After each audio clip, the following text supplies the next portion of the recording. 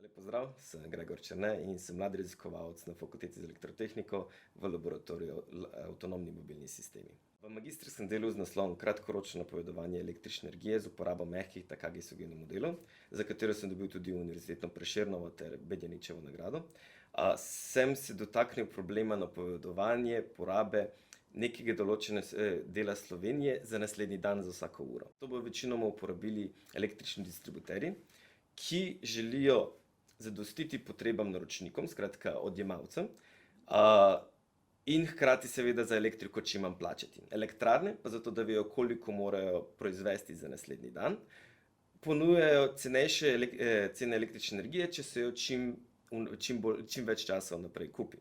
In ravno tu pride moja magistrska naloga, skratka napovedati, koliko bojo tvoji potrošniki in tvoji odjemalci porabili naslednji dan, zato da boš ceneje prišel in imel manj stroška samo elektriko. Za tema mojega doktorata še ni točno določena, bo pa v smeri design of experiments. To pomeni, da imamo nek določen sistem ali proces, ki ga želimo voditi, in naša naloga je od začetka, skratka od izbire senzorjev, kaj bomo dejansko merili iz tistega sistema, do katero metodo bomo uporabili za modeliranje sistema in nato tudi, kateri regulator bomo naredili za regulacijo in vodenje tistega sistema, kot ste videli v sosednjem laboratoriju. Avtomatika je tema, ki proučuje razne algoritme vodenja sistemov, modeliranje sistemov in tako naprej. Glavni naš cilj je, da vzamemo nek sistem ali nekega robota in ga sprogramiramo tako, da upravlja neko določeno nalogo. Glavna želja avtomatike je, da nek določen robot dela vse stvari hkrati in je za vse sposoben. To je v bistvu naš glavni cilj, da imaš tako kot človek, ki se lahko nauči marsikaj, da tudi naredimo robota, ki lahko upravlja vse stvari. Skratka, da pritisneš gumb in stvar dela. V tem trenutku še vedno moramo narediti poseben sistem, ki upravlja tisto nalogo, za katero je bil načrtan. V tretjem letniku mojega študija sem se včlanil v društvo BEST, to je Društvo študentov tehnologije in naravoslovja, in se večinoma ukvarja z obštudijskimi dejavnosti.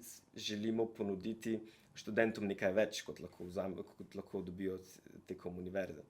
Zdaj, ena glavnih stvari, ki organizirajo naše društvo, so mednarodne delavnice, kjer imamo 90 različnih univerz po Evropi, to je mednarodno društvo, in vsako leto mora vsako društvo organizirati vsaj eno to delavnico. Potem pride 22 študentov v Ljubljano, v tem primeru, če smo mi organizirali, in se učijo na tisto temo, ki si jo lokalno društvo izbere.